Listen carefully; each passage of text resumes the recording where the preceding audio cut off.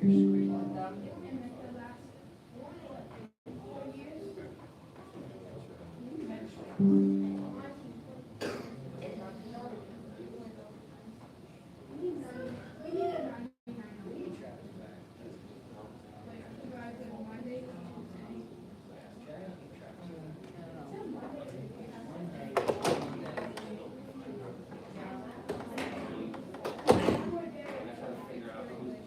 don't know if we got this yet, but if you guys haven't signed in, sign in. Thank you for hanging here with us while we try to fix this. What's that? Is everybody signed in? Did everybody get the board? There were two passed around. So he's trying to find out if they can see a screen on the view. It looks like that's the way it's supposed to be. Just making sure. This is all supposed to be easier. I didn't realize that like instant news everywhere. You Fantastic. feel like where were you when? All right, excellent. Something happened like 9/11 or whichever, JFK's death and all that stuff. But now that stuff happens every day because information is out like instantly. I know less about the world than I ever did before. I don't even look for it. It's like too much. In the past, you would know everything. The only way to get is fucking keep you on there. You can get a bunch of different ways now. My brother was just telling me about some crazy thing that happened like months and months ago. No, I guess it was smoking. Because I tried to show me. No, that's on TikTok where that phone that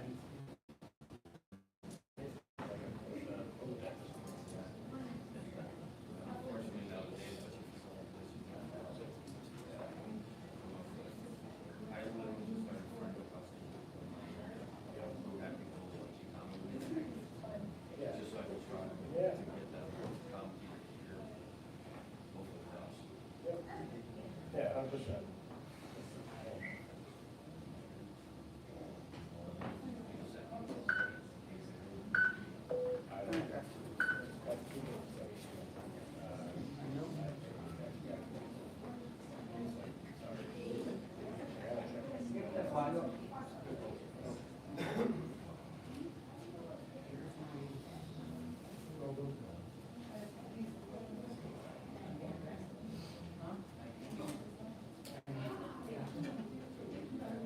Anybody know how this stuff works? You just sitting there laughing at us? Everyone do the sign in.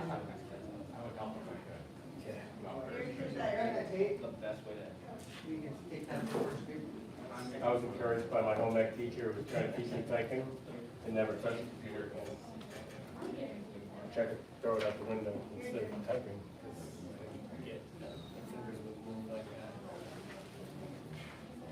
Yes, start doing something you get more work.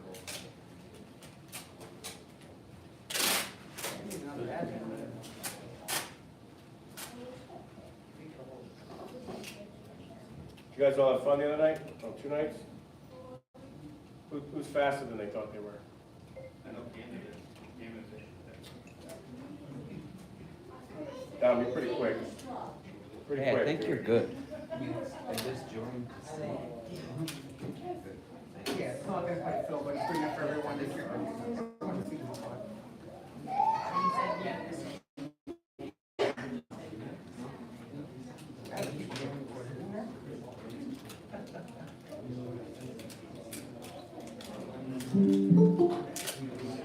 This might be the worst roll of tape I've ever used.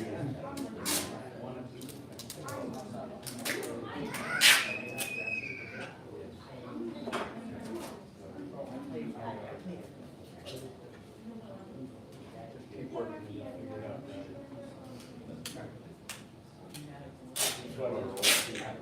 Keep swimming, swimming.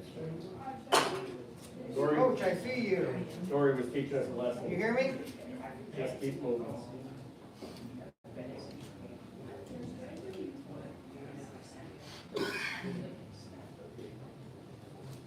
There. Can you hear me now? I got you, coach. All right. I'm just getting started. I was, and you said 7 o'clock, so you beat your own time. I did, yeah. I was driving a little bit faster than I could have been. So I'm gonna bring them up to speed. I'm just gonna bang through the first couple pages, and then I'll have you, do your thing. Give them a pitch, and if there's any questions, they can, yell out, and I'll repeat them into the microphone. Sure. I'm gonna pull the other screen up. All right, well, thanks for the patience and welcome everybody. One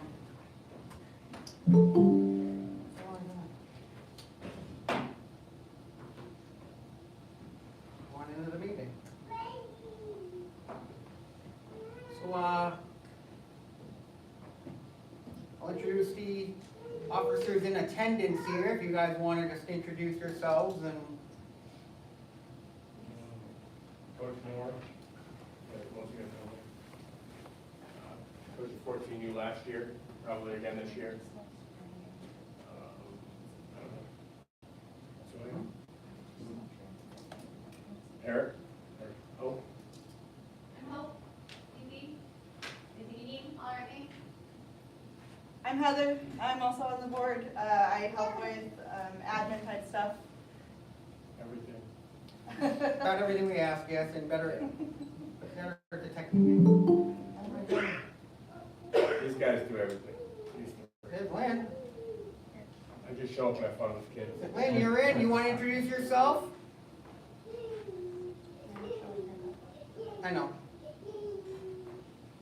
Lynn just came in, so she can at least say. Lynn, you want to say hi?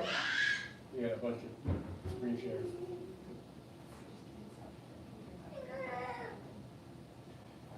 She can, I'm just going to work the top one.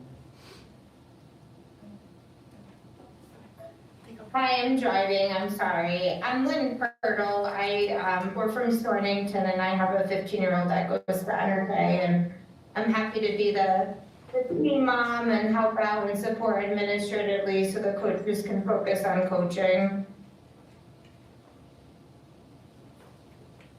All right, and I'm Eric Whitman, president, coach whatever needs to be. Not loud enough? Get a microphone in. So we're rolling. The most important people here, obviously, are all you guys. So I would normally go around the room. We get a pretty large group. It would take a while, so we're a little bit behind. So we'll skip the introduction. Maybe we get to the other part of the meeting here. So about us. Mutiny was established during COVID as a 19U high school independent program when all the state did all their shutdowns. Some schools became clubs and continued to play in an independent league. We formed a multi-town team with 13 different schools. New London was going to come in as a high school entry. They got, their school board voted no, so they joined us a little bit later on. We ended up with 44 people total at the end of that. We played 3 games against 3 basically legit high school teams. A bunch of kids who had never played together, a bunch of them didn't know each other, and we went out there and went toe to toe with 3 high school teams that had kids who had played together their whole lives, including Maloney, who we were 14-14 at the half with the team that the following year went undefeated and won the state championship for, I think it was Class Double M. This was our last team and our last game in Maloney before the state shut down youth football, which is what we were flying our band around as a 19U youth program here. We came back in the spring of 2021 and played 6 games. Had 44 players from 13 schools total, and of them, 18 out of those 44 went on to play college sports, 16 football players and a couple of lacrosse players. That was our last team before our last game here. A list of alumni, and there's quite a few there. Tyler Smith, who is a freshman quarterback for UConn. His brother Connor is switched from quarterback to wide receiver. He just made his all-conference, all-offense team, first team all-offense as a wide receiver. He has 7 touchdowns and about 700 yards receiving. Adrian Parker from Manchester. He's the other quarterback on that first team. All he did last year was be the best quarterback in his conference and was nominated for the Division II version of the Heisman. In fact, Coach Steph, who might be on the call here, he coaches our 15U. He was Adrian's offensive coordinator and is coming back to do our 15U for the second time. Bunch of other players who want to go down and name everybody. Lots of kids, lots of different levels, small schools, big schools. And a couple of lacrosse players that ended up going to Mitchell College. would have been players. So, about the Mutiny. We expanded last year to, at 14U and joined NEYT November last year. They invited us as the only 15U team in Connecticut about a month later. We made the decision this year to expand younger programs. Well, we made that decision in, we made that decision in May of last year to what is now 8U, 10U, and 12U. We added sideline cheer. And then unanimously, the board made the decision that NEYT was not the best fit for us, and we ended up joining the ODFL New England, a brand new league in a 60-year program. And been around for a while. We'll talk about some of the benefits of that. Coach Julio is sick, and he's going to try to call in and join us. I will probably speak through his slides for him. So, tourney team concept we got here for the tournament. How many people are here interested in the tournament teams, the winter tournament teams? So, we played in our 14U played the Greater Boston Rebels, and we spoke with them after, and they talked about their experiences going to Canada. We reached out to the SAS Select, that's Coach Gio we just had on here, and it said basically whatever we could provide and bring in, that we would have an invitation for whatever age level that we can support a team. I reached out to the International Pigskin September, and then we applied for a different FCS in October. We just got our invite for the FCS in Abilene, Texas. So SAS Select runs this big tournament. They've done it for 5 years, called the Battle on the Prairies. They have a huge, nice, brand new field and a huge facility up in Saskatchewan. They're saying that there are 25 elite teams from around North America, January 8th to 11th of this year. We played under NCAA rules minus the kicking, because obviously you can't kick in a building like that. This is a little video on Are you ready? January 8th to 11th, it all goes down in Moose Jaw at the Yara Center. The Battle on the Prairies. NCAA rules.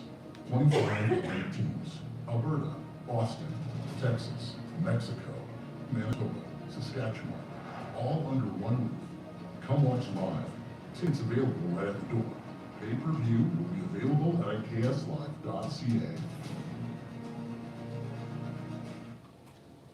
Are you ready? January 8th to...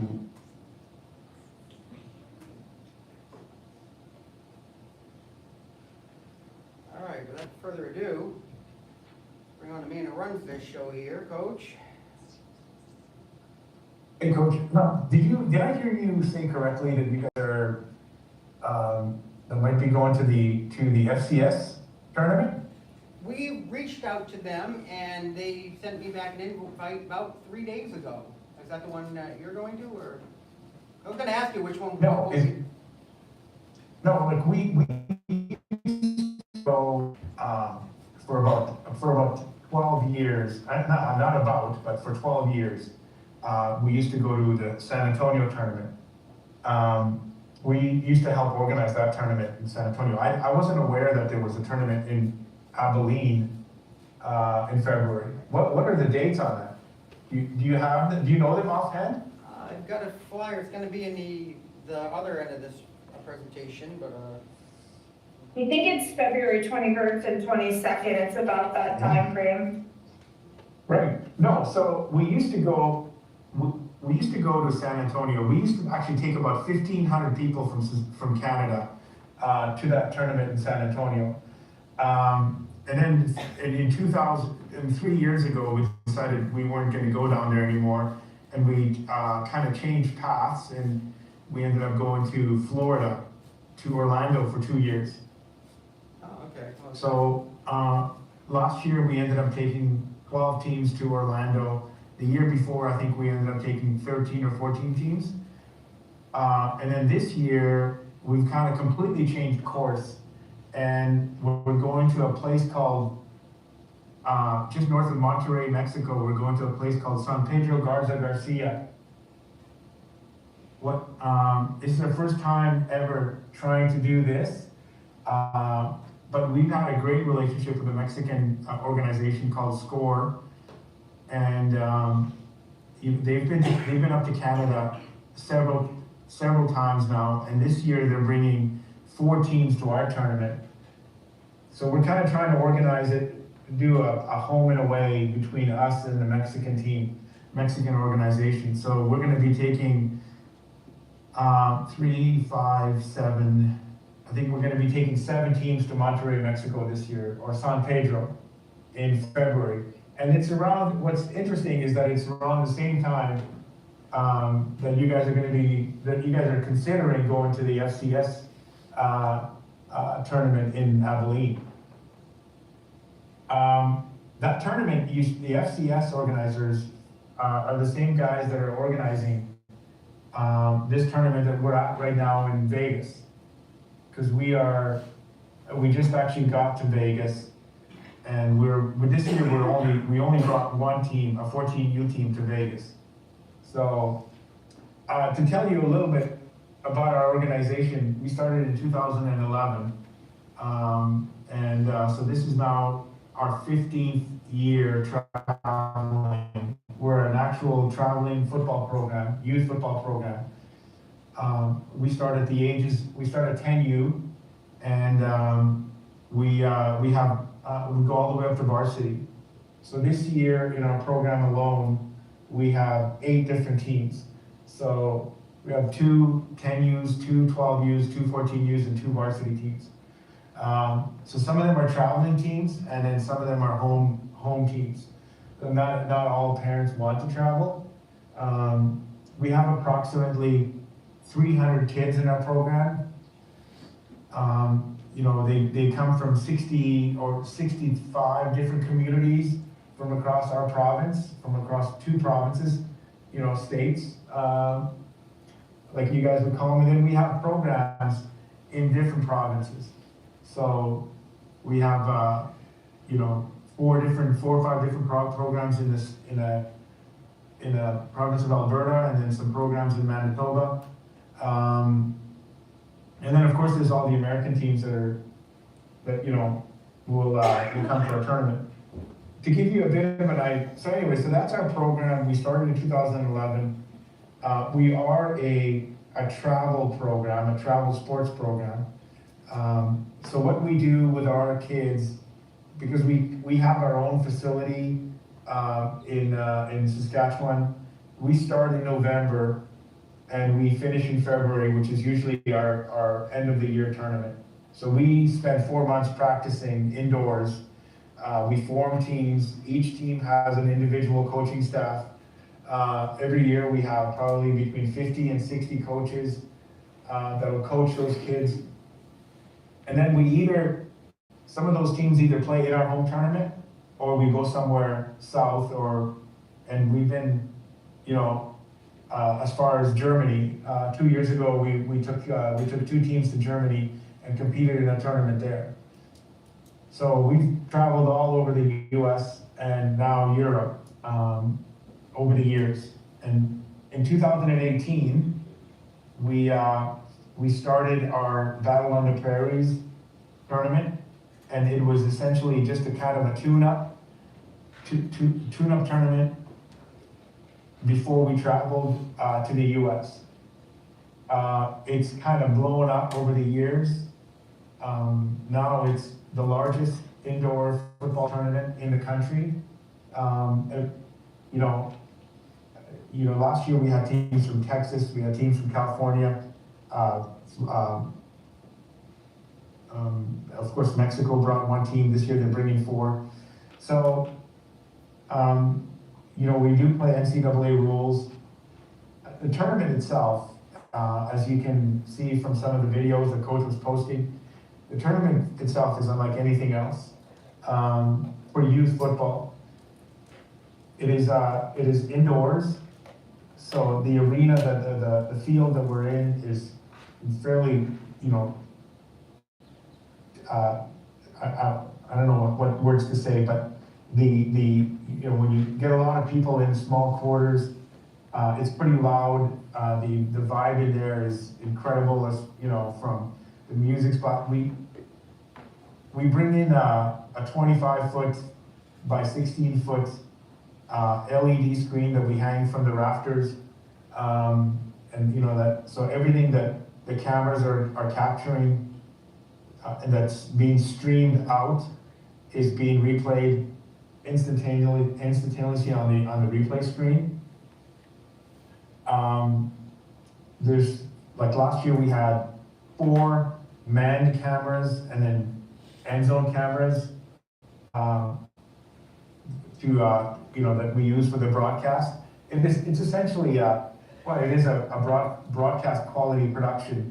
There's an entire production studio that we bring in that actually captures everything. The coaches are allowed challenges like they are in NCAA or NFL because there's everything gets replayed, so the coaches can actually challenge some of the refs' calls.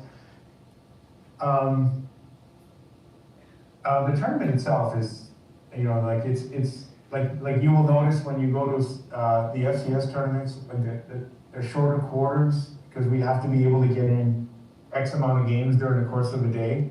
So for 4 days inside that facility, it's wall-to-wall football. So we usually start off with the younger ages, and then the varsity, 14U, 15U, or 14U varsity age groups play in the evenings. Which kind of gives it that, even a better vibe. So I don't know, I've never, this is my first time ever trying to pitch a tournament to anyone, so I'm not sure if I'm going about it the right way or not.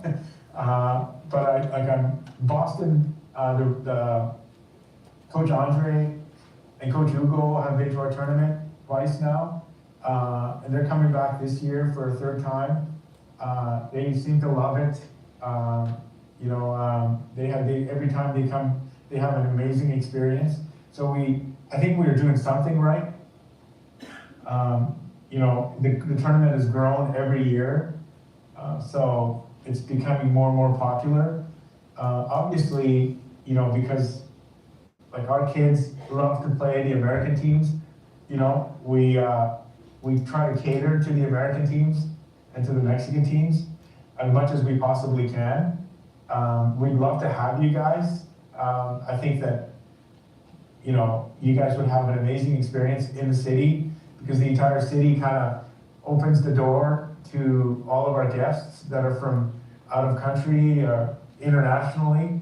And it's a really fun experience for the kids. So you say it's a high level, sounds like the energy is very high there, and as you said, you're packing everybody into one space. And what do they say after they leave? What do you say when they head on your way to the airport? What are some things that they'll say to you on their way out?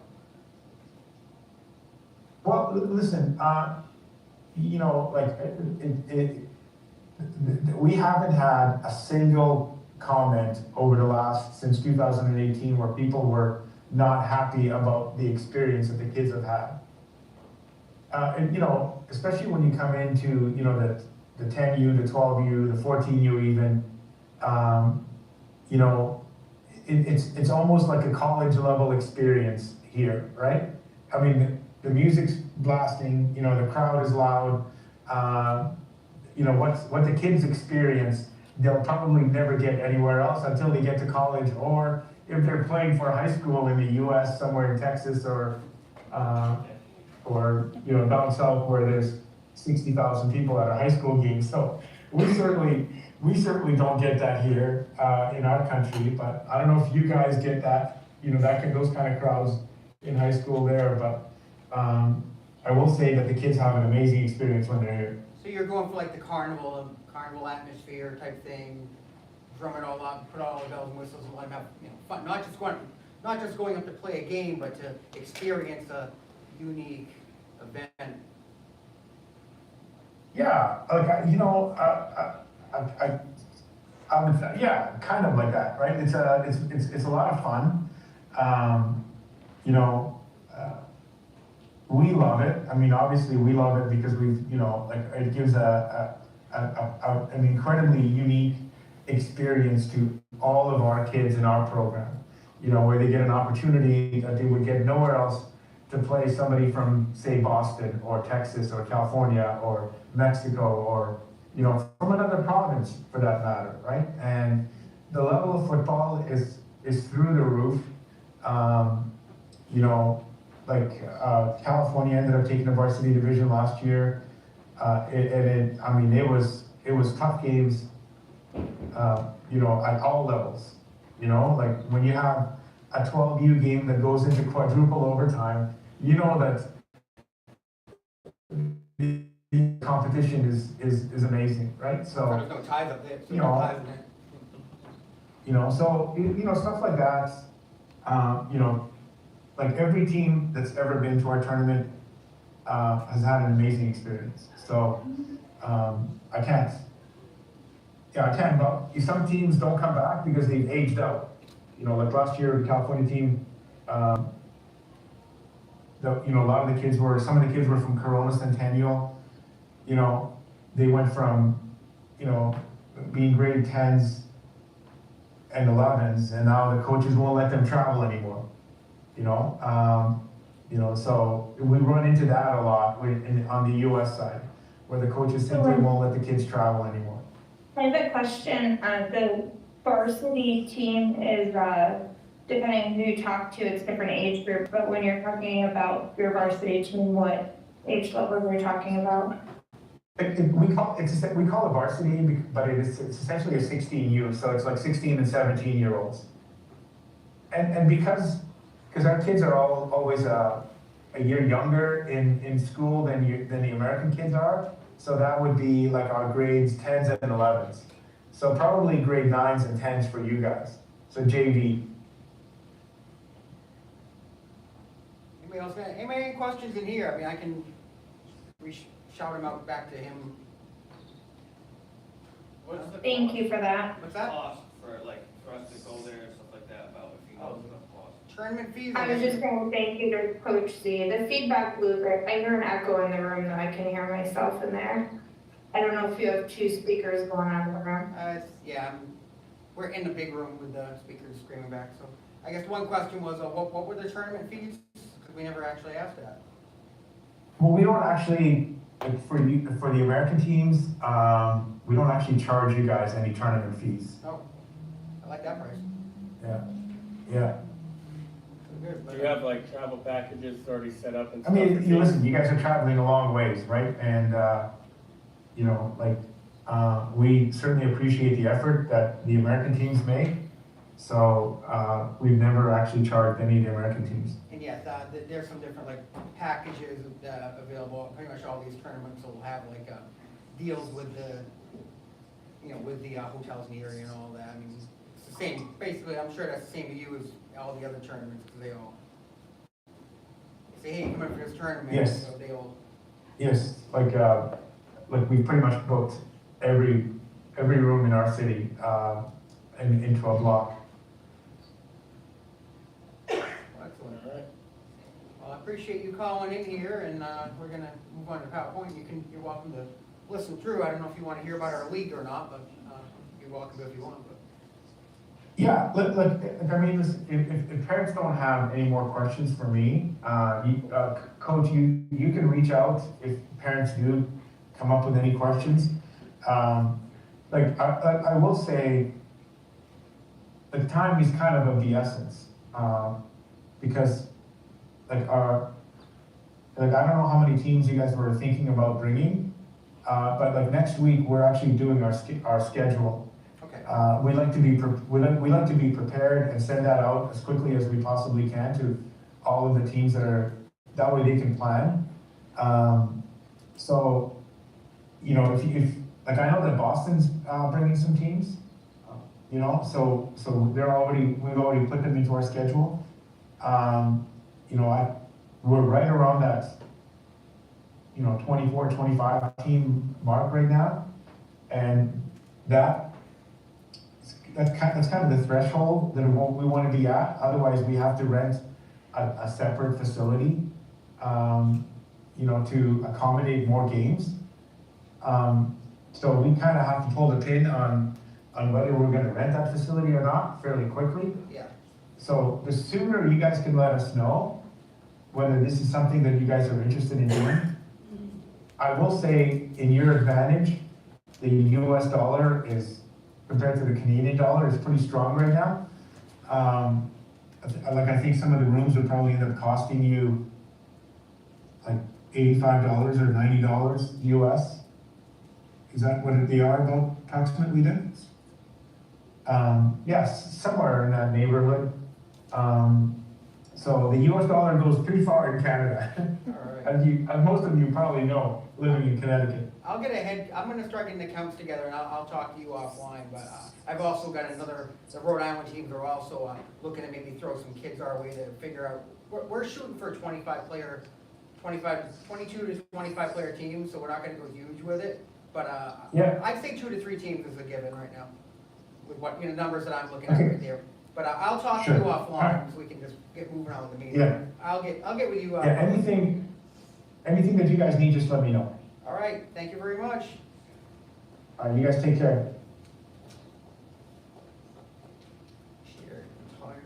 And I will say that it's gonna be a tight schedule to make it all work, but it's gonna be a great experience, great exposure. Until you're exposed to something bigger than the moments you've been in, you can't experience something bigger. You're not prepared for it. So anytime you can be exposed to something, if you're trying to be a little bit different than everybody else, you gotta do a little bit different. And I got a page here, and I've got a page on here about, the why go, why do the tournament thing, why spend that money, but, because I've talked to a lot of people who've gone to a lot of tournaments, and we'll get that, so. This is the other tour, this is the FCS tour, I didn't know that he had already, had experience with this, so I'm gonna be talking to him, asking him a lot of questions after time, but, they have basically 5 different tournaments, Michigan, Texas, and Florida, they recognize players of all positions for each level, and they give out belts and rings to the champions and to the all-stars. And we were invited to Orlando, which directly clashes with Canada, and then Abilene is the one we're shooting for. I'm going to ask them about this Mexico thing, but first thing I gotta make sure that we can all everyone go and get passports, because that's the thing here. So why go to tournaments? Well, you end up with this exposure and networking opportunities there, recruiting opportunities, particularly for the older kids, because if we go to, everyone goes to Florida, everyone goes to Orlando, everyone goes to Daytona, where now they're down there, you've got all the same scouts scouting, all the same FCS schools are there, taking top talent from the South. We're going up there where the Midwest, you've got these FCS, what they used to call Division I AA, next level lower Division I, like University of Maine, New Hampshire, they're all I AA or FCS. There's a lot of those in the Midwest, and they will come up to this tournament and they'll send people up there because they know the talent pool is going to be, to get an early look at some of these 8th and 9th graders that are up here in this tournament before they get. You're going to learn a lot going and see opponents. People do things differently in different parts of the country. Traveling, meeting people, and tournaments have really become growing. It used to be like you go to one, 2, 3, you get 3, 4 states around you and do something. Now they're everywhere. The experience is awesome. I'm saying that based on the people I've talked to because I haven't done one myself, and but I'm looking really forward to this. The logistics of this thing here, and I'm going to kind of fly through this here, but the tournament fees, well, that was free, so that's cool. Nobody has to kick in anything for that. We're just, like the other one's $250 per team. If you got 25 kids, it's a $10 fee. We're not looking to, we're just looking to cover the cost there like that. Your typical tournament is $200 to $500. A lot of that just goes to building rentals and buying rings. Rings are the thing now. We're getting blamed on it. Travel is it. Got to take care of the travel, but we're going to be working on sponsors to kind of subsidize the overall cost. I'm applied for some grants. Travel and lodge, as I said, the one that I've talked to, you're going to get discounts, group rates and discounts with that here. And we're working through that number. We kind of need to pull the trigger and figure it out. Travel, passports, obviously we know we need passports to go right. Some of the specifics of that. All adults need to have one to cross the border, whether it's on ground or by air there. Children can go across without a passport, and so they're not allowed to fly without a passport. And your passport card, because I know I had a friend of mine ask me about a passport card. Passport cards are only good for land crossing, so if you're planning on flying, that doesn't do you any good. You actually need to have the book. One thing I'm looking at is if you fly to south of the border and then drive across, as long as, you know, mom and dad have the passport, the kids don't need one to go up and back. You just need a birth certificate and a couple of particular documents, but you can travel across the border with, the kids don't have to have a passport if you're driving across. So that is an option if if you've got one and the kids don't, really time to get one. But in fact, I want to point out, this library is a passport office. So if you print out your forms, get your photo, come here, you can actually do your passport right at this building. They have a Would you notary get it sign. that day, or do you still have to wait? Well, you still gotta go through the normal process, but, it's about a 3-week turnaround time if you rush. That's not bad. If you want to do an in-person process, I would have to look into it, but I know that, see, I'm from the Midwest, so I know, Chicago has one. I'm pretty certain there's an office in New York where you can show up day of. There's one in Connecticut. There is one? Okay. I was just I remember from researching there was one in New York, but yeah, if there's one in Connecticut, that'd be great. You have to be leaving the country in 14 days to get an appointment there. Yeah. I've looked into it already. So there are options if we get into those tight squeeze And I would moments. say the last time we got our passport, they told us 3 weeks, it took 6. Yeah, they said about, So yeah. just be mindful of that.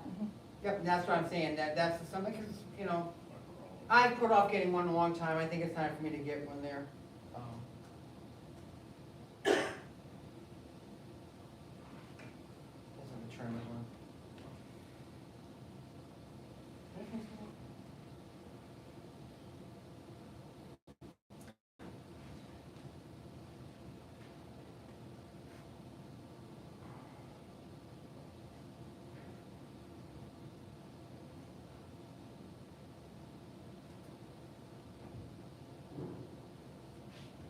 I had to break the PowerPoint in half, too. It was too large to send. You guys are lucky he's the one doing this, and not me. We'd had a whole other technical error up there. I clicked too many things.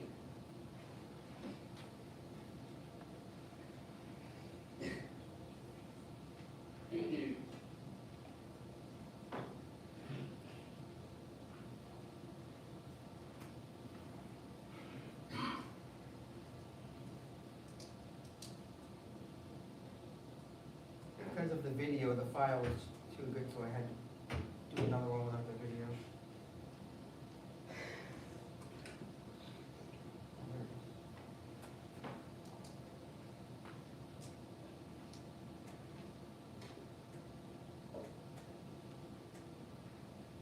Who's that? Financials, here we go.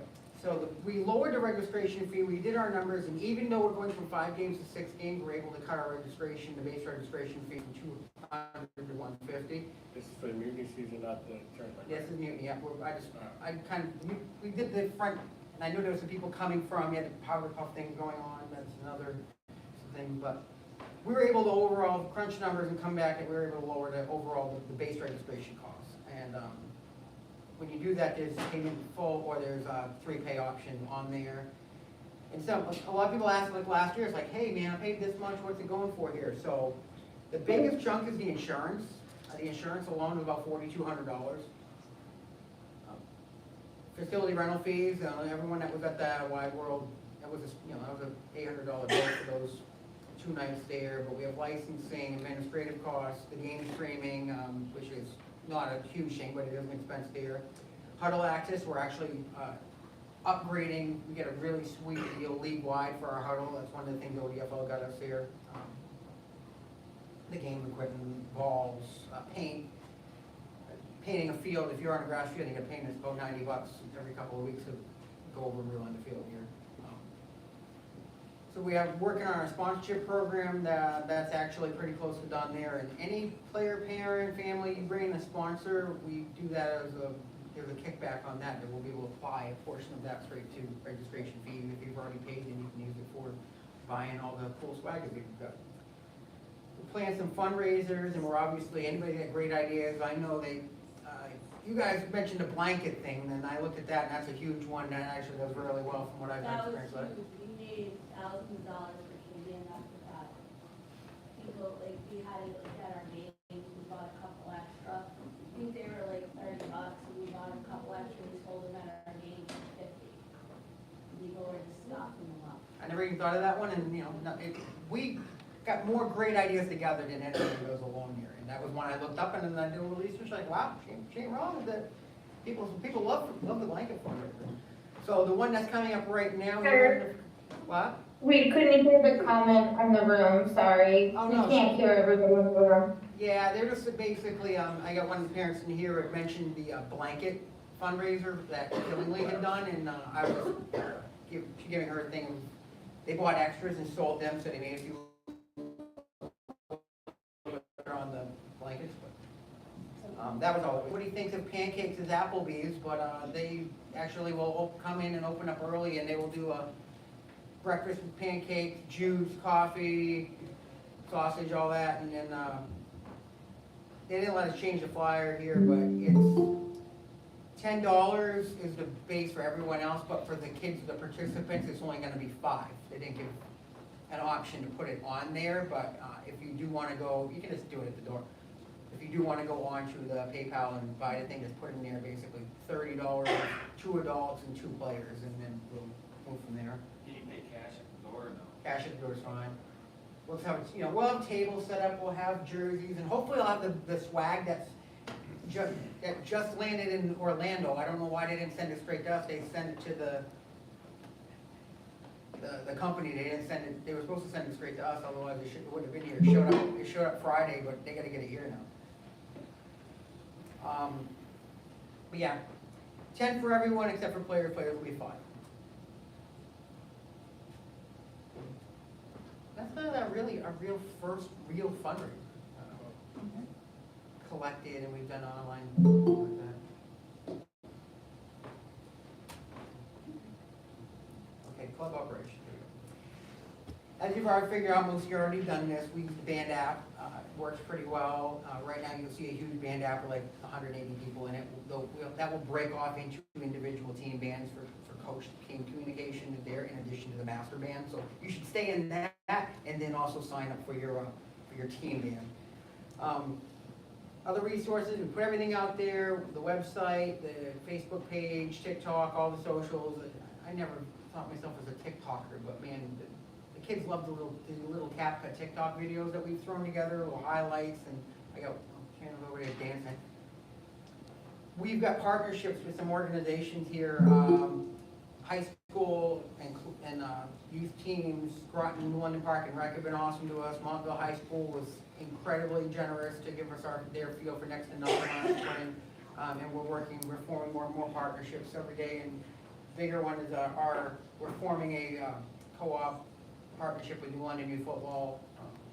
Talking that, I got to go to their meeting to figure out what that's going to look like. But we've been working together with them for a while, and part of that involves being a co-sponsored program, meaning we have priority access to the field over there. That means we'll be able to get the turf and not out there hopping around in the mud and pitch blackout. Get the turf, get the lights, have more productive practices. So the registration is on Sports Engine, base $150 with the $50 a month options, and then you go through there and you can add on if you want your custom jersey with your name and your number, nickname on the back, whatever you want to do, you can do that. You don't have to do that. We're not an organization that does force buys. In fact, I think we're one of very few that don't. They just charge you, it's $375, and you look at all the stuff you get.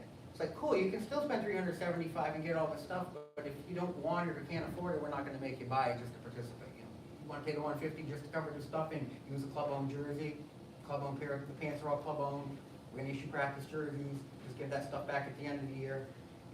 It doesn't make sense to me or any of us that we're just going to force you to buy a bunch of stuff you may not have any real want or need for. The optional cabs on, you probably saw on the back that we did some pictures of all the cool swag, and there were people who asked about it there. Hope's going to play Vanna White back there and hold up some of the shooter shirts, the hoodies. One of the registration options, you can buy either the duffel bag or the backpack, and it's got your name and number and all that stuff on it. I wanted to have them here, but There's a $50 fundraising minimum that we gotta do, which you can check out and say, hey, I'm just gonna give you a $50 donation, we'll call it a day. That's fine, because that's what we figured, that's where the 50 kind of goes. The roster size hasn't been finalized, but they're looking, it's gonna be either 32 or 34, and max will be 36, and that'll all be on NSID, which I'll get to in a minute. The first 20 who go in and pay and register and are good to go will be guaranteed their roster spot.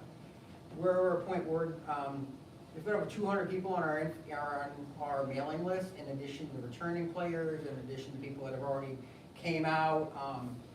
And we expect all the teams are going to fill up. We expect 10U and 12U are going to fill up ridiculously fast, especially based on the number of younger kids that were at these workouts there. Those two age groups are going to pack.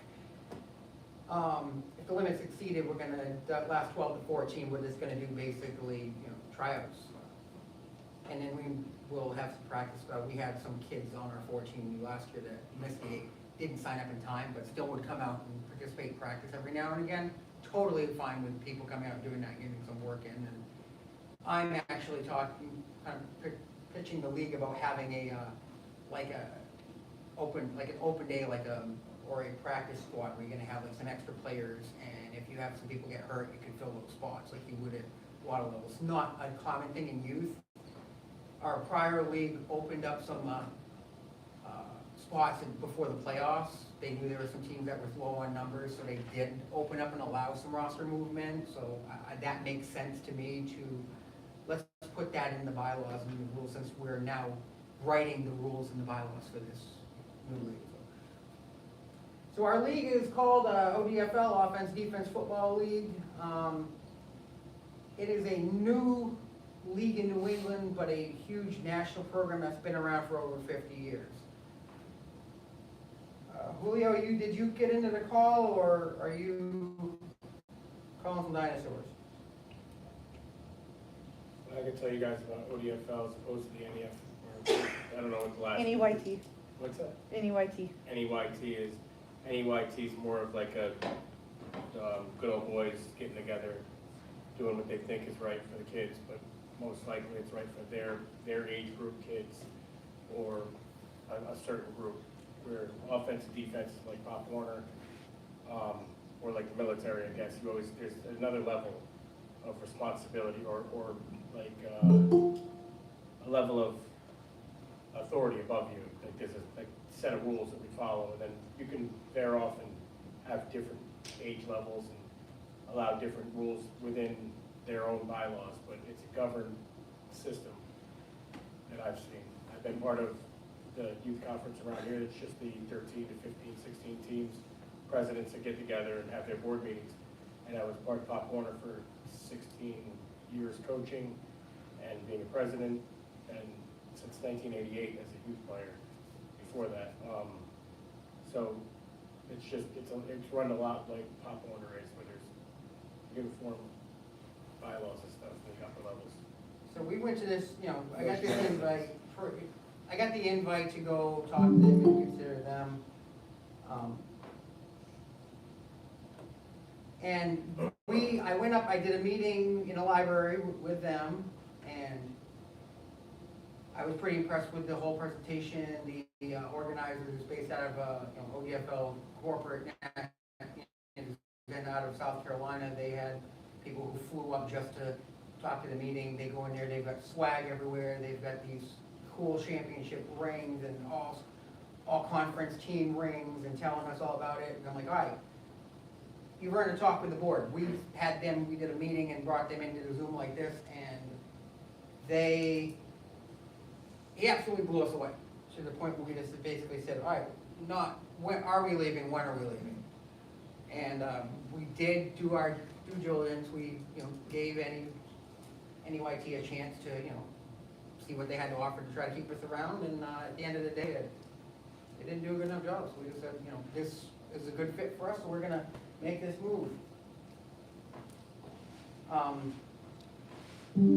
Keep saying someone wants in, and I can't find them.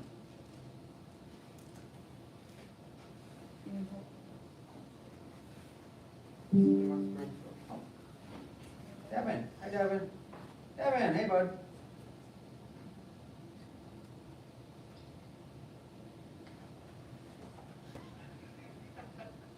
Aye, Coach. Someone wants to call. Someone with a name, who's that? Oh. Yeah, I checked in, he's been really sick for a few days, so he wasn't sure if he.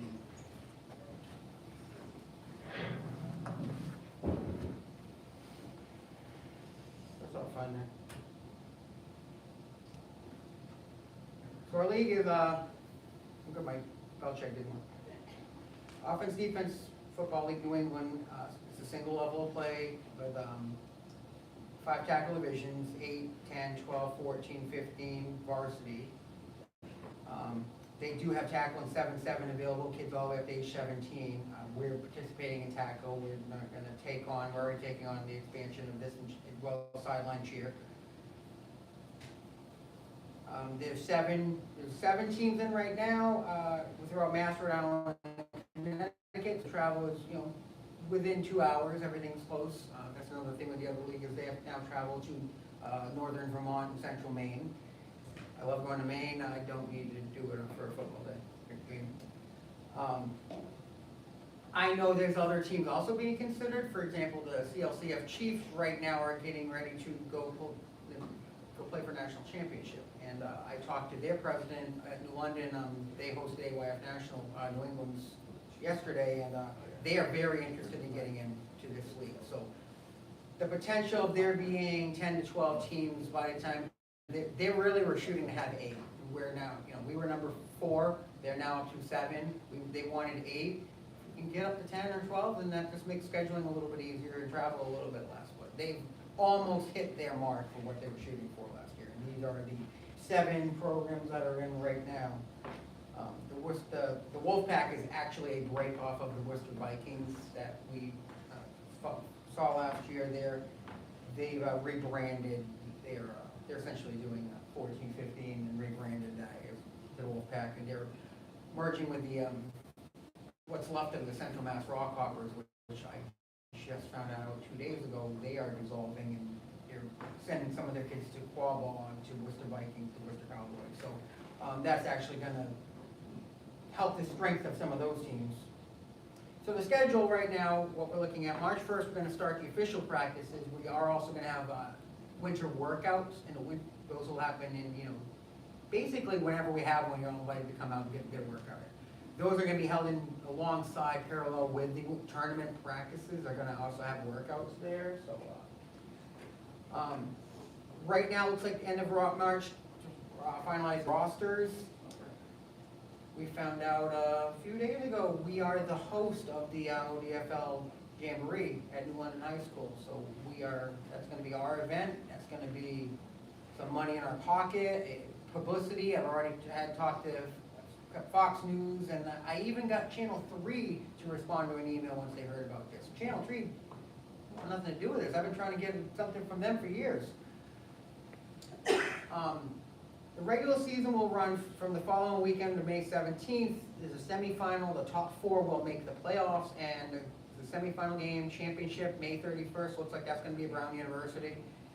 And the winner of this league is guaranteed to be the qualifier at this league for United Youth Sports. So we will go into the sectionals and regional tournament guaranteed. That was one thing that we were let down with the other league, is that they promised us that we would be a national qualifier.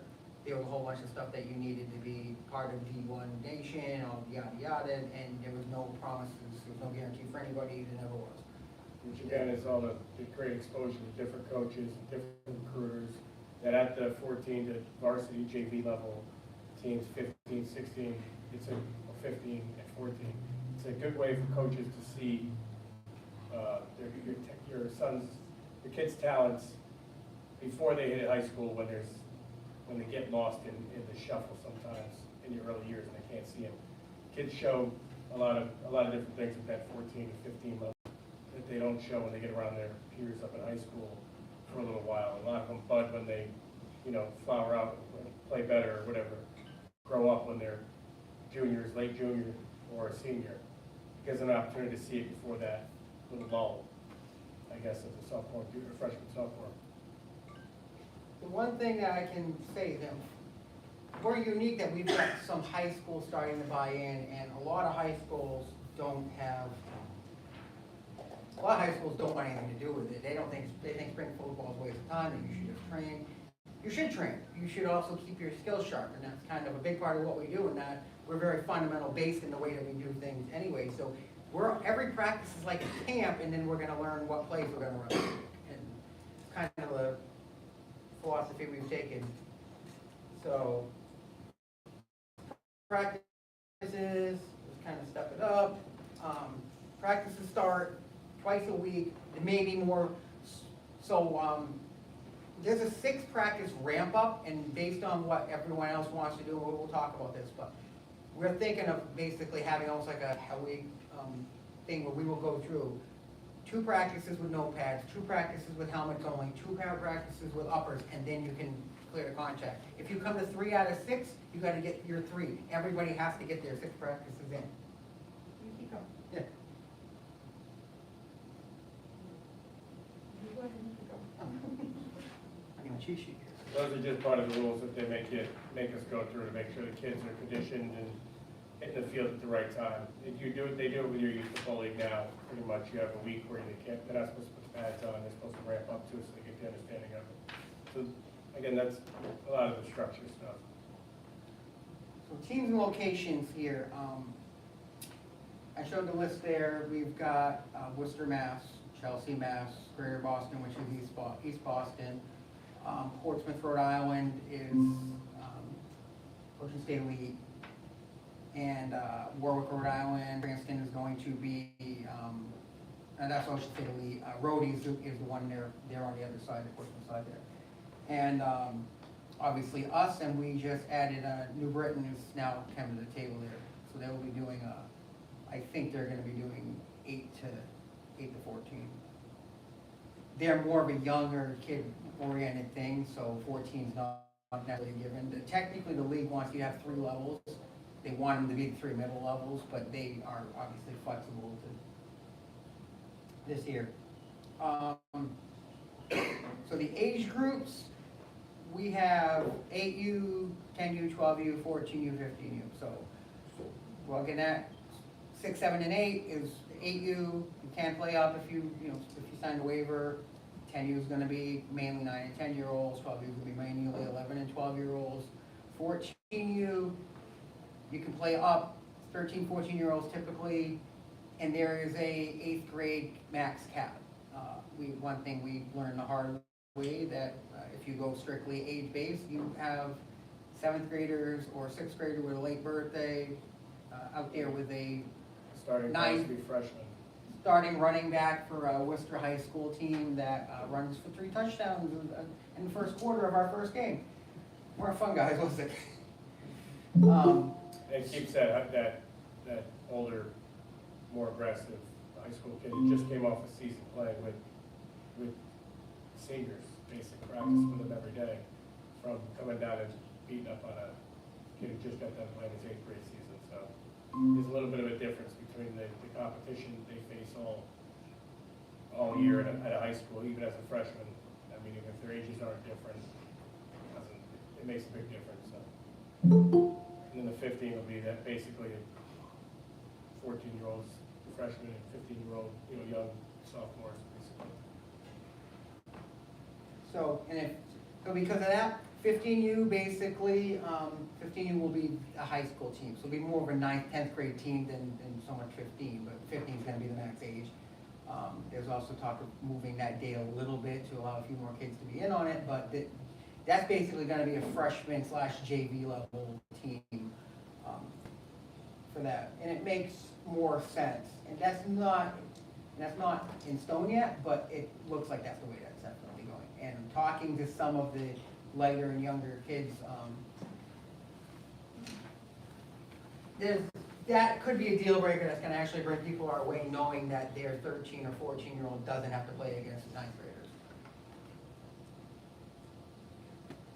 So we kind of went through that. The minimum age on 15U is going to be 13 still, just because we don't need 12-year-olds on. We expect kids to play with their ages, or we expect to get enough kids at each level so they can play with us. if you're a kid's a stud and you want them to play up, then that's beyond us.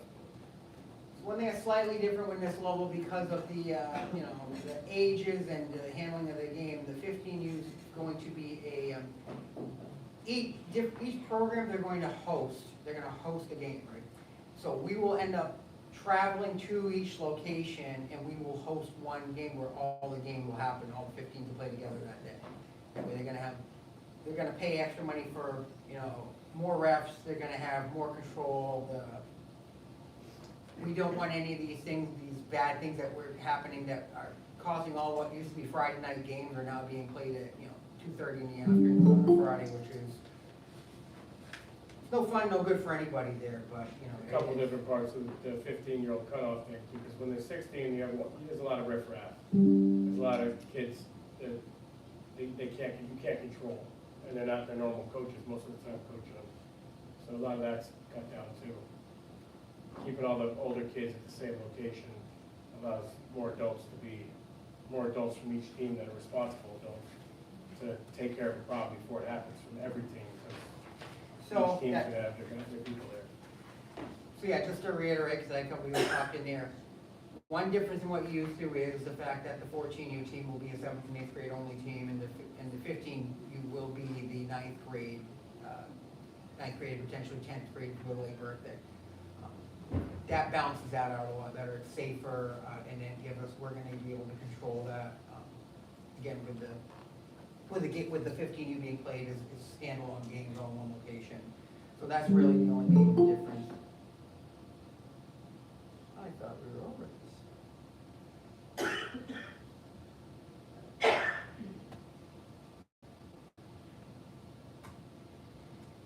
The rules. We will play high school rules on 100-yard fields at all levels. That includes the little guys, except for a couple things. The league age is right now July 1st. It could be subject to change. I mentioned the grade restriction. There are no weight limits.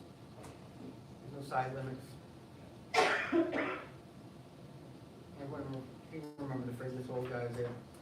So I had when I 19U, I had my left tackle, it was Coach Stephen, was one of the line coaches from last year here, and he told me he's never carried the ball in his life. So we got this situation here, I put him in a tailback. Mr. Update, UMass. The run from the backfield, does he get it? He's in! That boy hugged me more times than I could count after that. His first carry of his life was a 2-point conversion, and he glowed and bought in and paid to sign his brother up after the fact. He's like, that's what it's all about there. Our programs, we're more focused on the player development aspect of there. We focus on the fundamentals more so than the X's and the O's. You're gonna get your X's and O's with a camp mentality. We're gonna find your flaws, we're gonna tell you about them, we're gonna find your bad habits, we're gonna fix those, and we're gonna prepare you for your next level there. And say we don't care about winning, we absolutely care about winning. We want those rings, right? And we figure this, if you're a mechanically sound football player, and everybody is a mechanically sound football player, they're gonna perform better in a game than the kids that are.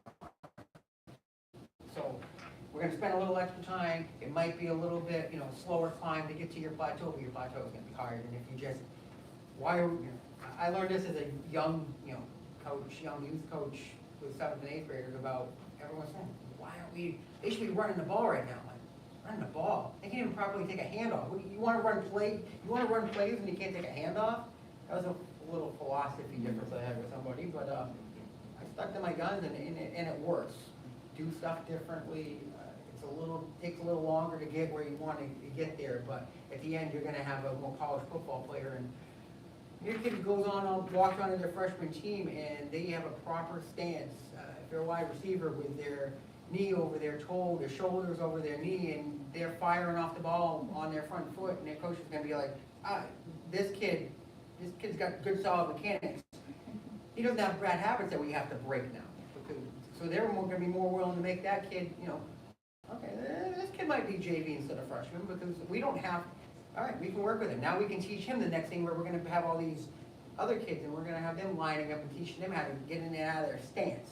This kid can go out there and actually run routes now, right off the bat. So let's get him out there with the JV, maybe even with varsity. It's all about long-term development. Breaking habits, when college scouts go out, they will look for certain things, small things that you don't necessarily know you're doing, and these are habits that part of what we do is we work on breaking those.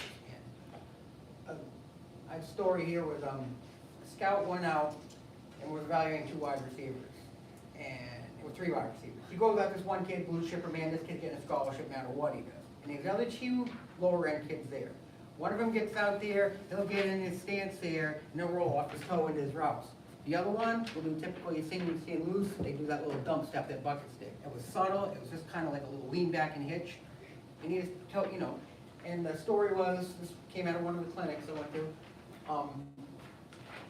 they said, that kid right there who doesn't have, that gets off there, he might get a partial scholarship, or he might get an invite.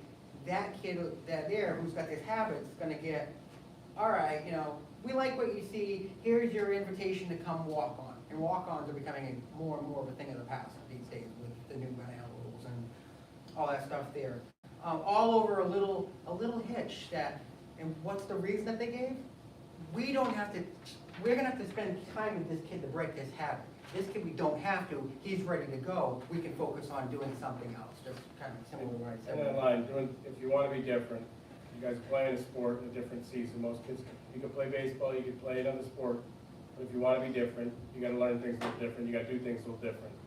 So a confident person, somebody who knows what they're doing is confident, and then all you got to do is compete. And if you're out here playing football in the spring and you're not trying to compete, you should find something else to do. We're competing, and we're teaching you how to do things properly. So you're in the right spot at the right time, and you just got to turn the light on and do it. When you turn the light on, everything's clear. And the light goes off, you're confused, you don't take the step. So we teach them how to do that and be confident. Now, when you watch this, that all translates over to film. And I've heard this thing says, kids lie, coaches lie, mommy, daddy lie, the film don't lie. And it's the true thing straight across the board. We're gonna put all this there, we're gonna teach you this stuff, we're gonna film every single game. You're gonna have permanent access to your huddle film. We're never gonna delete that film, it's gonna be there. And we're gonna use that to assist developing your highlight reels, send it off to schools. We're gonna get you guys out there and, if you wanna do this, prep schools will look at you, colleges look at you, and you'll always be number 1 family. We have a partnership with Coach Carey from NSR. I've known this guy quite a long time. He scouted my older sons during the COVID year things there.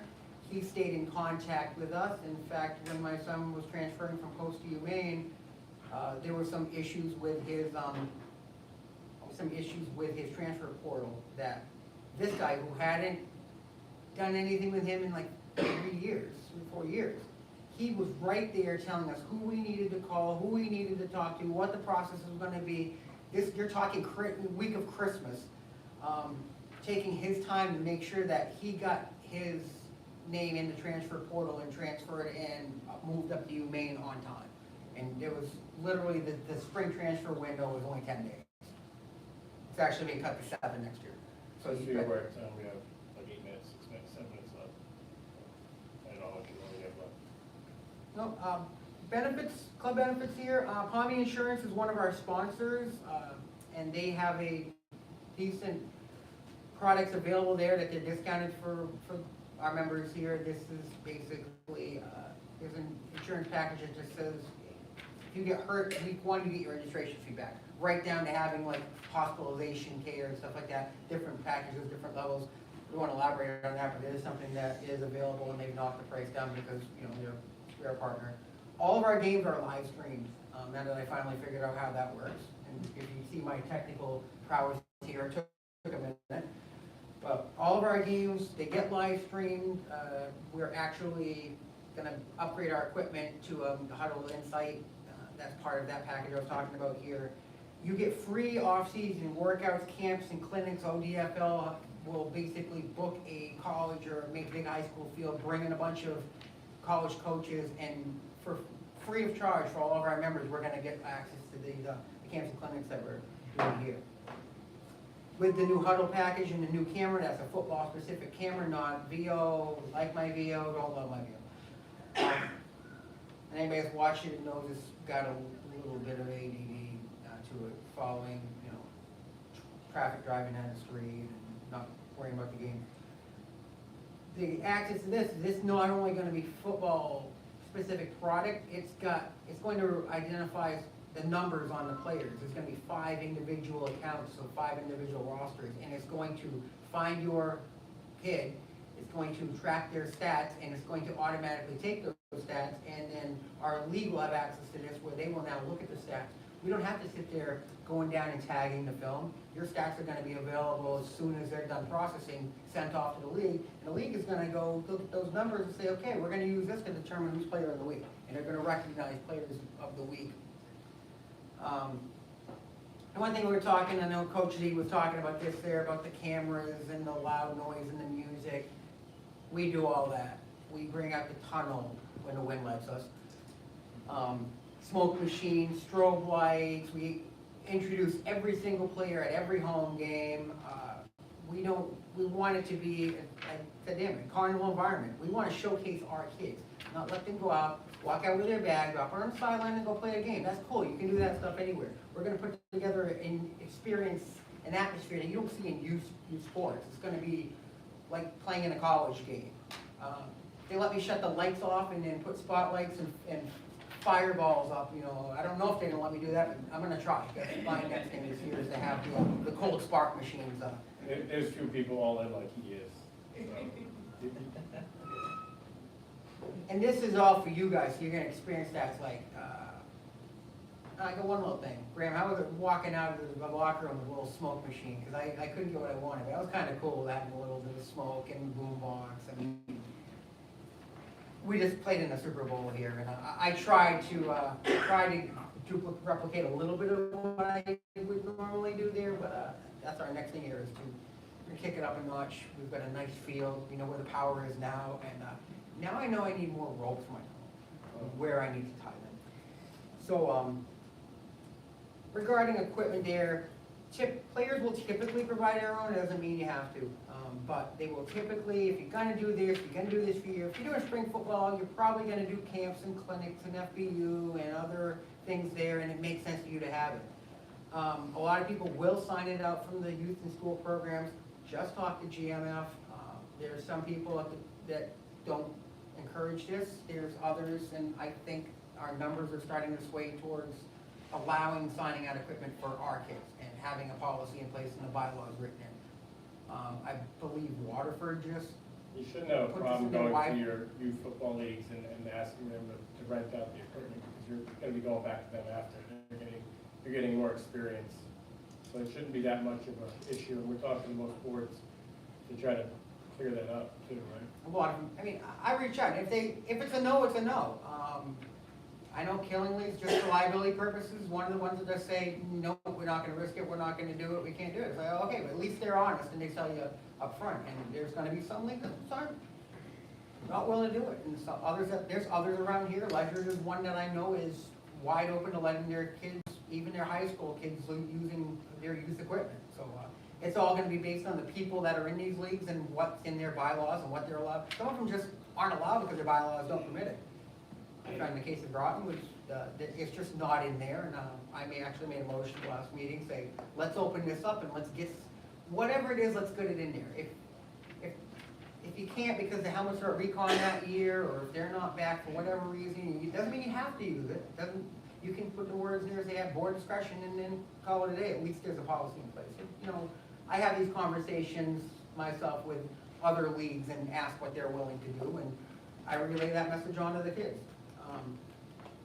If not, we have new equipment available, particularly Riddell. We also have Stadium System and Guardian Caps, another one I just recently started working with them. We're able to get stuff way under what, whatever you do, don't go to Dick's or don't go to Riddell's website, just buy a helmet. Because we're probably talking about a third, easily at least a third off of what you would pay at that. What we have is called a L2 level 2 institutional pricing. We have the same level of pricing that the high school does. Most youth leagues don't even have that level. It took a little dickering and having friends to talk about it. We've got these, Speed Flex helmet for about $400 right now. That's a Speed Flex adult helmet. Youth one's about $305. give or take, and that will probably come down a little bit over Christmas time. And there's other options. I'm hearing good things about the light helmet. That's another new product I'm gonna look into there. They're small And- size.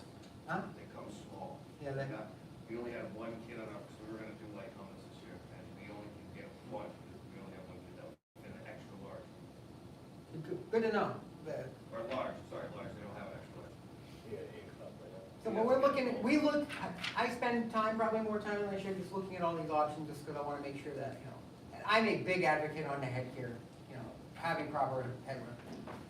I've taken our Mutiny's discounted prices and made that available to Groton League and any kids that are available. So it's like, I don't care if you play for us in spring. If you want to buy a helmet, I'm going to order you a helmet at my cost and get it on your head and protect your brain.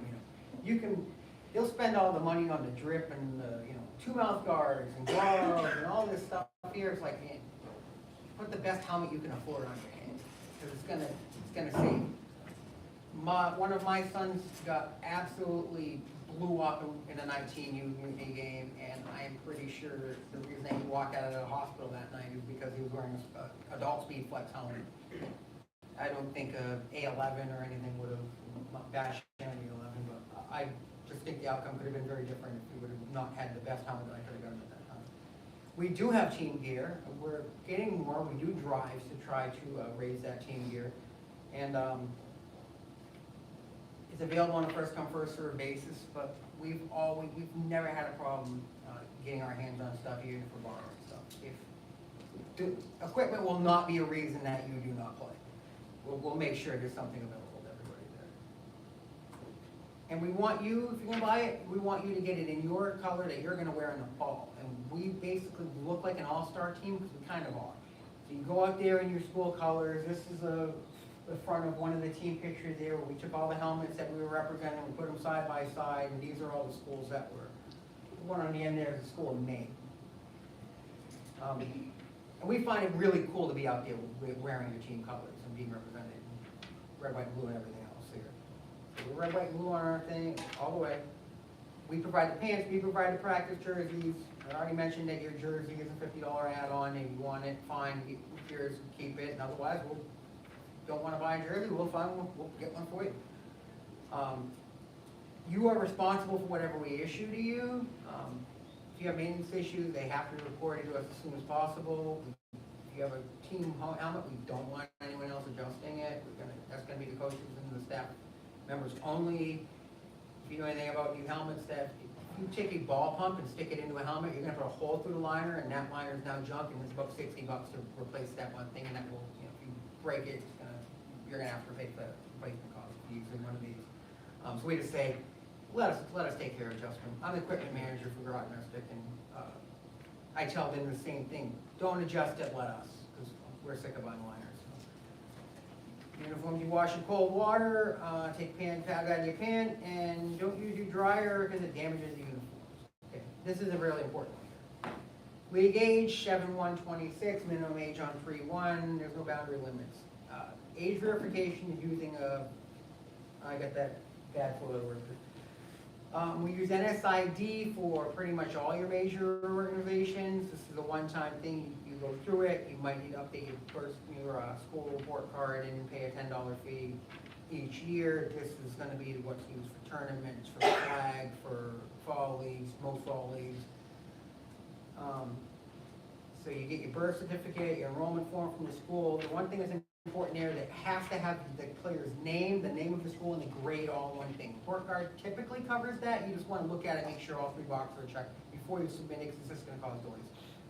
You go to NSID's link and you upload the documents. Don't just go to NSID and do it, because it's going to, what you want to do is wait until the links become available for us and use the link and upload.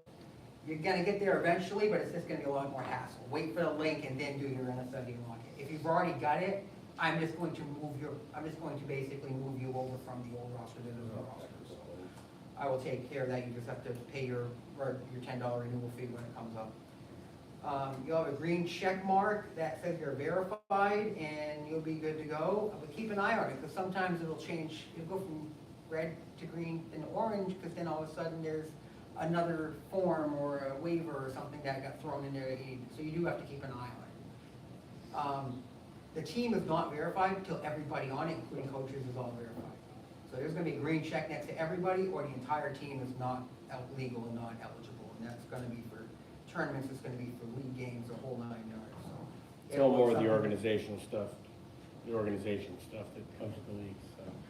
You're gonna look at that, and you might go Nick here, and the idea, you just look for the green check that says you are good to go, and just keep an eye on, it, make sure it stays that way, so.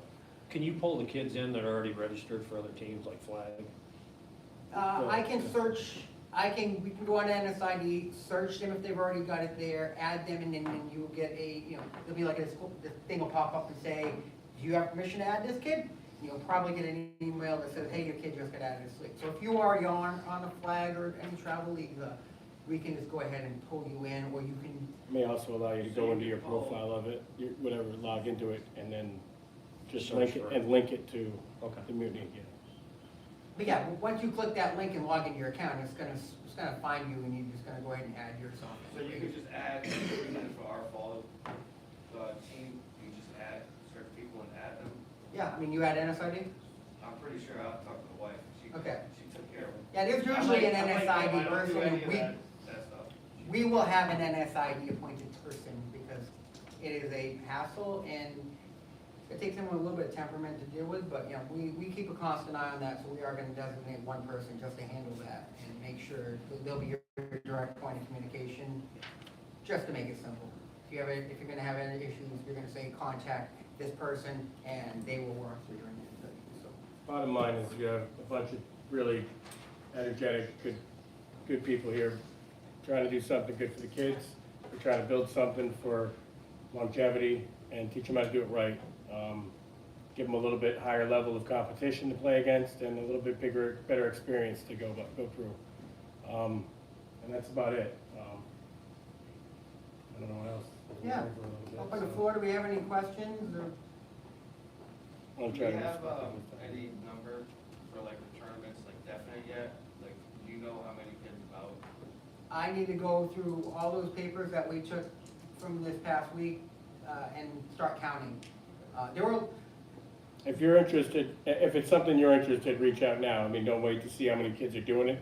If it doesn't happen, it doesn't happen. But if you're waiting to look to see if somebody else is doing it, or if you have enough before you even try to get involved, somebody else doing the same thing, they won't sign up. Just if you're looking to have the experience, reach out to Eric. He'll put you on the list, and we'll get back to these guys real quickly and get things moving. I mean, it's the only way we can do it is moving forward quickly. yeah, that's it. The travel's gonna be a bit far, and we're gonna be traveling into Canada in January, which is gonna be unintended cool. But the no fee and a very energetic thing, and again, I talked to one of our opponents last year who's done this for a couple of years, and they absolutely said, they wanted us to actually just merge our 215s and go with them. Problem is, it was gonna be really hard with the logistics to have a bunch of kids from Hartford area, a bunch of kids from here, and then a bunch of kids from Boston, all find a place in the middle to meet and go have practices. We just said, yeah, it ain't gonna work. Which is also extremely important. The last thing I'll say, getting your kids to practice is extremely important. These guys don't play together. They have different coaches everywhere, so I don't know how you're gonna expect them to play at the same level as somebody else or come with a different intensity if they haven't been around it. Some of these kids you're gonna practice with have a higher intensity than you're gonna practice with your youth program. So we gotta get to practice so we know what we're doing and we can be disciplined on the field. Does anybody else have any other questions? Hey, one online here, what time will the practices be held for the spring session? Throughout, Good. yeah, through, March will be our, like I said, probably our Hell Week thing, where what we did last year was weekend practices, it's cold, we shoot for noon time, obviously we're at the mercy of availability, but the weekend practices will be, typically in the noon to 2, 12:30, 2:30 on the weekends, and then, the ones during the week will probably be indoors, and then we'll be at the mercy of, the schedule of the, indoor facility. Like one thing we did last year, we had a school day, we had a half day for, pretty much everybody, and we all decided we're gonna have a practice at 3 p.m. we're knowing that most of the kids. A few towns couldn't make it because, well, they just didn't have it, but the majority of people did, so we went ahead and went forward with it, and we got a practice indoors. We'll know more as we get closer to the season though, because of availabilities. So that really is what determines that, is the availabilities. You had a question? Mine's kind of two, are the game and the practice jerseys the same ones? No. Okay. No, we'll give them a practice jersey. It's like a netted jersey, I think. We could put their number on it. They can have their number put on it, and then the jerseys will be with Chana Senepa. It'll be like this. Practice jerseys? These are the games. Yep. Games are using, practice jerseys, we've had black jerseys and white numbers. We might do each team might end up with their own color. I mean, practice jerseys are cheap and that. So as we get going there, once we get into the season, the practices will typically be in the 6 to 8 range, between 6 p.m. and 8 p.m. or 5 and 7 p.m. Again, based on field availability. If we're at New London High School and we get the lights, then, we don't have to fight with the sun. We did a lot of fighting with the sun last year. How far some kids have to drive. Some kids sign up on the team. I mean, Dave, you're coming an hour and minutes down here. So, I mean, sometimes we want everybody to be able to make the practice. I see that, Jamel's family, they're on this call there, they won. They were coming, hour and 40 minutes? For Bridgeport. They come over an hour, they were coming an hour, other side of Waterbury, so. To get beat up. That was a haul, and they did it, and they were, lots of things. Yep. And I got another question here regarding the tournament practices. Those are gonna be mostly on the weekend, same thing as, shooting for like noon to 2. The weather we have right now is about the weather we're gonna have first 2-3 weeks of March. It's gonna be about like this. You may as well get used to it. It's gonna be cold. We gotta get the Under Armour and the gloves and the hand warmers out. And we're gonna practice. We cannot hit at Wide World of Indoor Sports. That's an insurance thing. So for us to have contact, we're gonna be doing it on turf fields probably. I'm talking to Mr. Romano at Fitch about using the Groton Middle turf there because they're going on their winter season, so nobody's really out there unless they're doing a workout.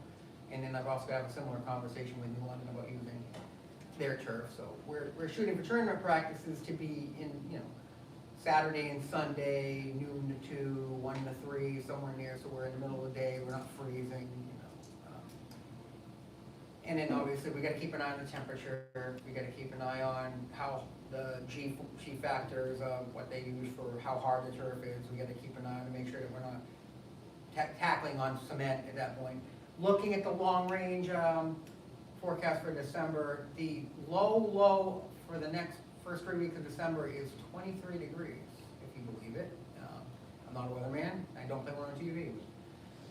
But we've got, it looks like we're gonna have several upper 40, low 50 degree days in the first few weeks of December between now and Christmas. And that's awesome. Because we were out there in the 30s last March. So the temperature looks like it's going to cooperate and support. We're gonna have a mild December, it looks like. So we'll be able to get some stuff in as we get into the tournaments, and then we get into January, we might have to make some drives up to some of the indoor facilities that will let us hit, or we'll play that by ear there. I think at that point, we don't need to do a lot of hitting, we just need to do a lot of work and scheming with that.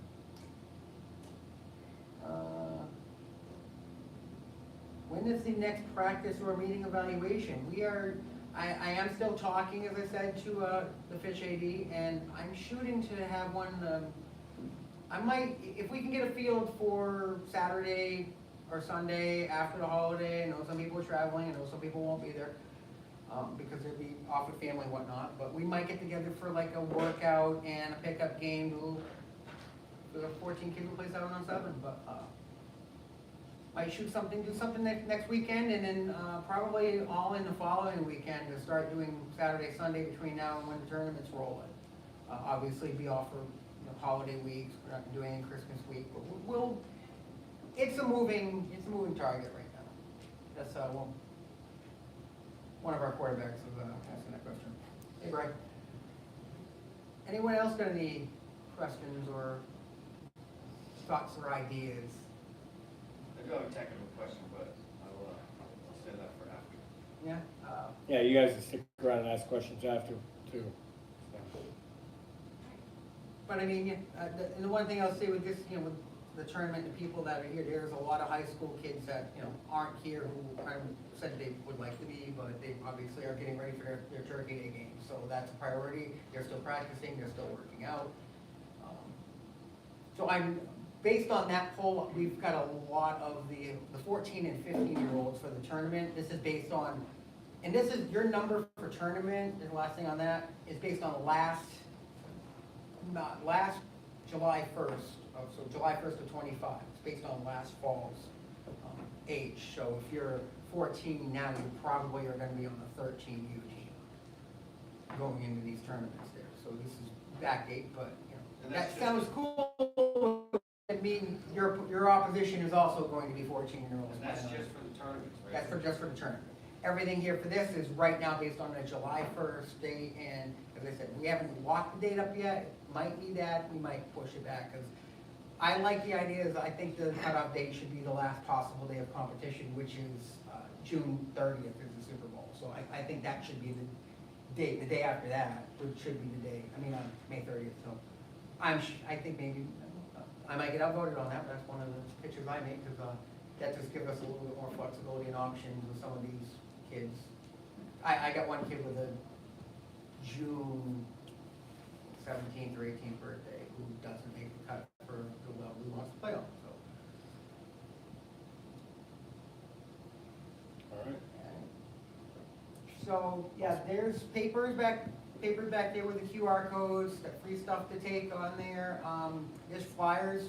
If you've got a bulletin board at work or school or anything, if you want to take 4 or 5 of those big sheets there, or the little quarter sheets, and take them with you and stick them out, that would be cool. If you're on the base, have access to, not all of us had access to the base. If you get up there and throw some stuff on the base, or places that you work, that'd be awesome. Yeah, more people the better, on every level. Helping out, volunteers. It's the few of the proud that volunteer most of the time, and it gets to be a lot of work, but it's worth it. So if you know people that are involved and like to help, get them involved. And if you know kids that are good and want to play, or don't play another sport in the spring and can help, bring them down. Spread the word. With our our teams last year, we had a great little family with awesome parents, supportive people. We all became friends. We all talk and ask how each other's kids are doing and all that. And, that was a great. It's not just going out playing football. We built bonds and relationships with all this here. And what was cool seeing these kids throughout the fall season there is when you had 2 kids that were on opposite teams that were teammates last spring, and they would run out and give each other a hug and pose for pictures and want, coach, come get in on this picture. We had a bunch of that going on, and it was really cool. During the national anthem, if I saw a couple of the kids that we had spring on an opponent team, I'd run out and give them a quick 5 and wish them luck, even though I didn't really mean it, because obviously we want to win the game.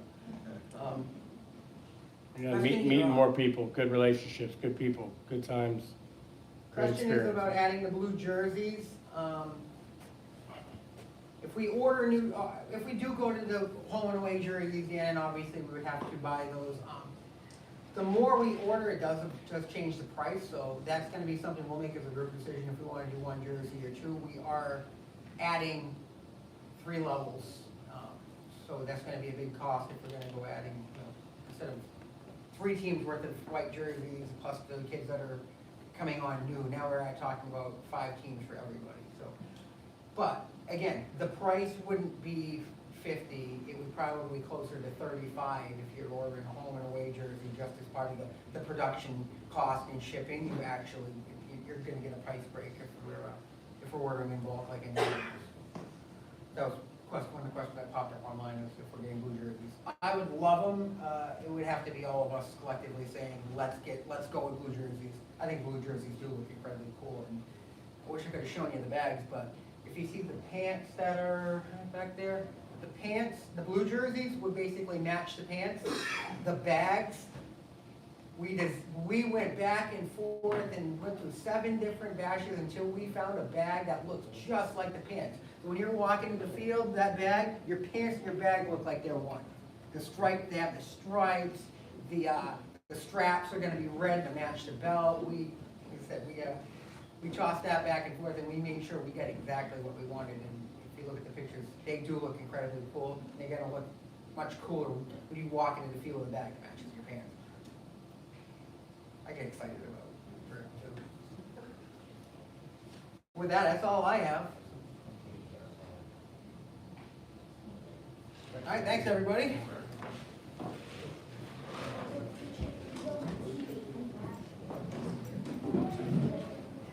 If anybody watching, we did the YouTube video also. Not a problem. If you have any non-group questions, feel free to shoot me a call. We're going to be doing, they're going to interview. So, I gotta talk. You're curious or you, I'm just curious, because that we're kind of based the same. So she went to the whole thing. someone you pull it for? Like whatever, you said somebody went out. Oh, yeah, that works. Yeah, as of, get this off. Yeah, Lamar Jackson got injured. Huh? Lamar Jackson got injured. Lamar Jackson got injured. Okay.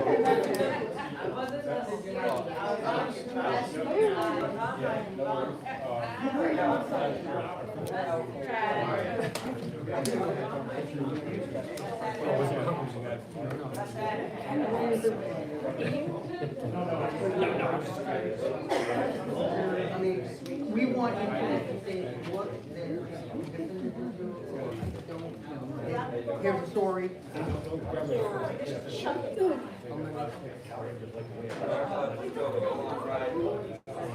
That's why we ended up leaving.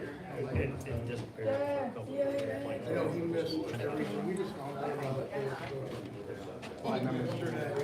Now they got a puzzle. This one got to complete that puzzle.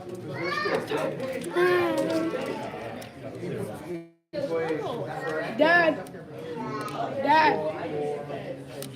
Father, you have to end it.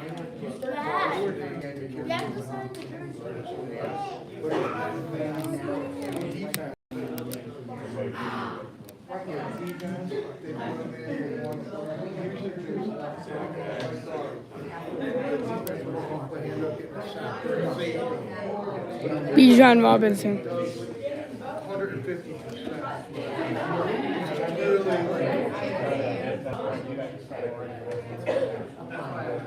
Dad, can I? Dad, can I?